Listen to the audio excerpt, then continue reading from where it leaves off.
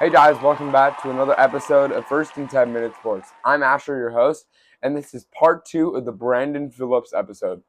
So the last episode, he had an amazing story, and this episode is going to be even more interesting. So I hope you like the video. And it wasn't until the end of college where God was really starting, to pull on my heart. Yeah. And I remember before my senior year, so we're heading into 2003, I was at a Bible study with my girlfriend, who is now my wife. But we had just started dating that summer, and I was training in Phoenix, getting ready for my senior year down at University of Arizona. And I ran into a guy who was an NFL player. His name was Andre Wadsworth. And he was a first-round draft pick from Florida State as a defensive end, playing for the Arizona Cardinals.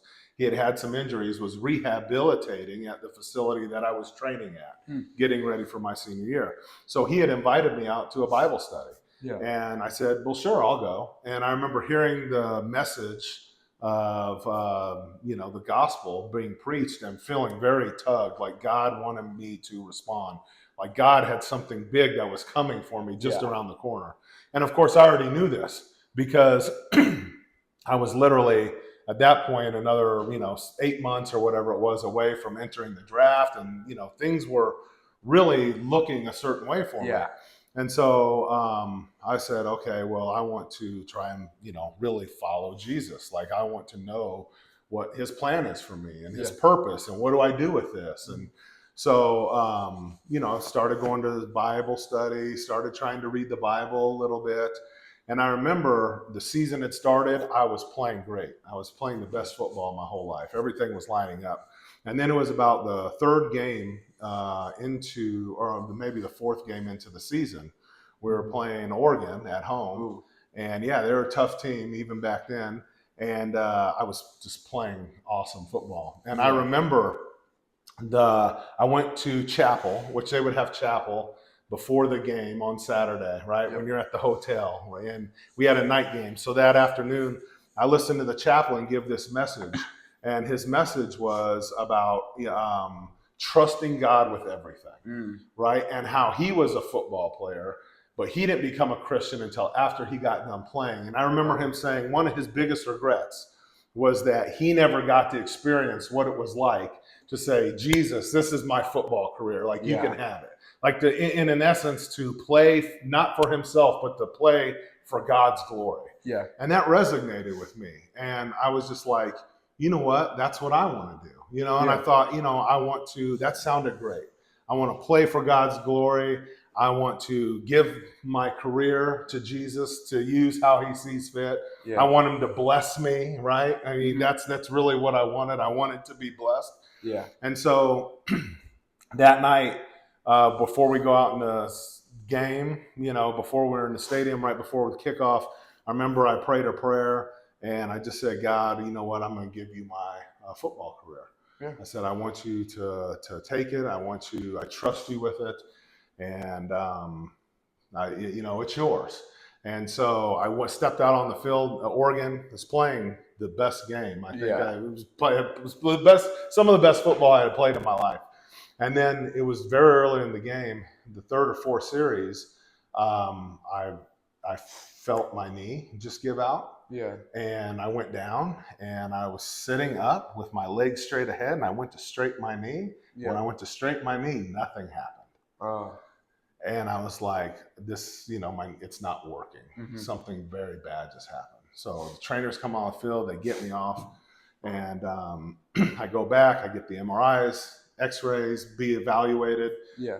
Both of the U of A orthopedic physicians were there that night, and they said, we've got some very bad news. You've ruptured your patella tendon, like completely ruptured it off the bone. When I got to the sidelines and rolled up my pants, I could see my kneecap was no longer attached. It was 3.5 inches into my quad. Oof. My knee didn't look like a knee.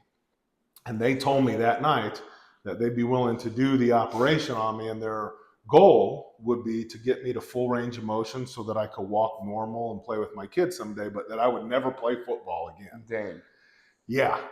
So that left me with a whole bunch of emotions, right? Yeah. As you can imagine.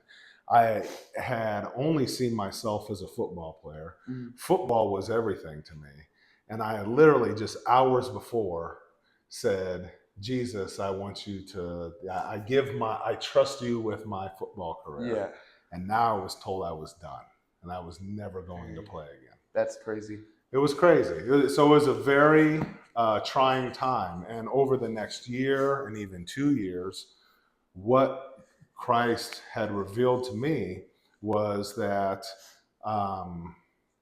football was actually my God, Yeah. and that I was trying to go to Jesus and to God to get the blessing for what I wanted with my life. Yeah. And my real God was actually football. And so obviously this didn't just come to me all at once. Mm. This was me going through that painful process over the next couple of years of having all that stripped away. But while I'm being stripped away, God's also giving me things and restoring to me things. And I got another chance to play. And a miracle happened. I actually came back to Arizona, played an additional year, struggled with injuries again, not for that specific one, but other stuff. And I found myself in a position where in 1 year I was going from being, probably a pretty high draft pick to a year later, just not even, having 2 season-ending injuries and sort of being a medical reject and having to now try and make the NFL from a position of free agency. Yeah. And so I bounced around for a couple of years. I was in New Orleans. I got cut. I went to a camp with Miami for a little bit. It was the year kind of Hurricane Katrina was happening. And then I got back to New Orleans. So this is around 2005 and 2006. So there was a couple seasons where, I bounced around. But ultimately, that knee injury was the beginning. And so I still stretched a few years of trying to play and getting to pursue the dream. But that knee injury was sort of the beginning. That was like the death blow, right, to my career. And so, what I learned in that process was, who I am as a person was not what I did. That it was not football. And it's very easy as an athlete to get caught up in this thing where we make the sport the idol, right? And as even if you start off, pursuing the heart of Christ, you can easily trick yourself. Your heart is easily deceived. And somewhere along the way, you start going, what I want most is this. And then you start trying to sprinkle in enough Jesus, right? To make it holy, or to treat God like some sort of genie where you can just rub the magic lamp and, what you're really seeking is God's blessing. You're not seeking to know him. You're not seeking to know his heart, right? And so that was one of the things that I developed, that I was shown. And thank God, now I'm very grateful that all this happened, because the wife I have, the kids I have, the life I have, the relationship I have with Christ now is like, that thing had to go so that in that process, he could show me who I really was. That my identity was not in football, that my identity was in Christ. And I can't imagine where I might be now if I got all the desires of my heart and was somehow deceived into believing that, that me and God were okay. That I had made some sort of decision that would affect my eternity without actually having the relationship behind it, right? And without making Jesus Lord. And that's what it was. It was an issue of lordship for me. And so that's where I say, at that point in my career, like that 2003 era, 2004, it's like I can, that's where things get very complicated. That's where my real story starts to kick in. And ironically enough, it's when it was losing the football career, right? And the potential of everything that happened that opened me up to this other side, this potential of something that was much greater, that was much more satisfying, that actually had eternal consequences instead of just these temporary things, these shiny things that we all want and run after, and the glory that we pursue, here on earth, especially apart from God, or just not having God be the primary focus. So I think that that's an important story, not just because it was so critical in shaping me, but it's an important lesson, and I think that all athletes in particular should know about, because as you get older, like you want to be in the NFL, right? You want to play football. What you know will notice happen is as you go through each stage and it gets more serious, you give a little more of yourself and a little more of yourself and a little more of yourself, and eventually, it is the reason you do everything.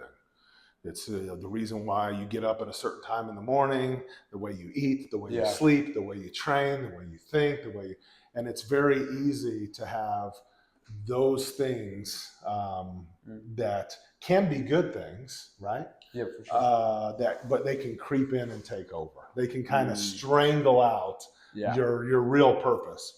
And I always say that football it makes a great servant but a terrible master. Yeah. Right? So, I look at it like football was made for man. Man was not made for football. Yeah. And it's so easy to, as you achieve higher levels in this thing, to almost be living for the thing. Yeah. Becoming slave to the thing that you were meant to be master over. Yeah. So what is your advice for a player like me that wants to make it big and make it to the NFL? Yeah, I would say, first and foremost, wake up every day and follow what God has for you. The Bible says that you follow him first and everything else will be taken care of, right? Yeah. So and the other thing is when you're young, you kind of just see yourself as one thing, right? Yeah. Maybe you have a goal. You want to attain that goal. Like that's what you want to be. Yeah. You have this perfect little path for your life, planned out. But what actually happens is there's so much of life that you actually are not in control over, right? Yeah, and ultimately God is the one who controls those things. So stay close to him as he kind of steers your life like a stream. You can know that like, hey, things are tough right now, but I know I'm in God's will. I know I'm pursuing him, right? And then you can look at that through the lens of knowing that like there's a purpose in this. That I'm not just suffering to suffer here, right? But that the suffering that comes along in life is for this particular purpose. Like make that decision now, I would say. Make the decision now that you will follow God first. And then that way, when things get tough and things get chaotic, you don't have to make that decision then. It's the same reason why as a football player, you practice the 2-minute drill. You practice certain situations, right? Because you don't want to just get into a game and go, oh man, there's less than a minute left. What do we do now? We have to hurry. You have to have already made a game plan for what you're going to do if that situation arises. So you know that first and foremost, I follow Jesus. This is what I do. And when you're in the fight and the bullets are flying, you don't have to sit there and go, oh, well, I don't know what to do now. You have a game plan so that you can be effective when the times of chaos and struggle and the suffering come. Because you're not always in your right mind. Right? When things get really tough, you're not always in your right mind. Like your emotions are running high. You can have doubts. You can have all these things that come at you. But if you know who you are and you know who God's created you to be, then that anchors you through all times, through the good times, through the bad times, and everything in between. So number one, that's my number one piece of advice is first know who you are. Know who you are and stick to that. And that is you're not going to know that unless you actively pursue God every day. Unless you have a relationship with Jesus. All right, so what's life like now after the NFL, post-NFL? Yeah. So life for me is, shortly after, and actually while my career was sort of winding down, I got married. And I mentioned Kelly, who's my wife, and we've got 4 sons. And so now, I've done medical sales, I've done, some businesses, like I've kind of done a lot of different things, right? And what's interesting is I find that even though football is like a couple decades behind me now, all the things that God used football to teach me are still very relevant. And that's what's cool about it. I haven't played football in a long time, but just having played opened so many doors for me, and so I've had a lot of opportunities to do cool things and just, expand on my career. And then in my free time, I basically chase around 4 sons that I have who, have gone to school with you, so they know you well. And I just try to coach them and teach them the lessons that I've learned that we've talked about today, and so that they can be on a better path, right? So that people like yourself can make better decisions and take it and go even further than I did. Yeah. All right, man. Thank you for letting me interview today. It was really fun, man. I got to learn a lot more about you. Yeah, man. It was an awesome time as well. I had a really great time. I'm a huge fan, I should say, of your channel. Thank you. I'm a subscriber. I've seen every video, and I think it's an awesome thing you're doing, man. I'm really glad you're doing it, and it's going to be a lot of fun to see you, get bigger and play it, go to new levels. In football and with the show. So thank you so much. Yeah, man. I'm honored to be here. Thanks. Yeah. So thank you for watching my video, guys. I give a special thanks to Brandon Phillips for letting me interview him. It was a true honor. Thank you to Underdog Athletics for letting me be their brand ambassador and that I can be able to wear their clothes and support it. Remember to use code ASHER15 in full caps to get 15% off your next purchase. Wrapping it up. Stay low, hit hard, and God bless.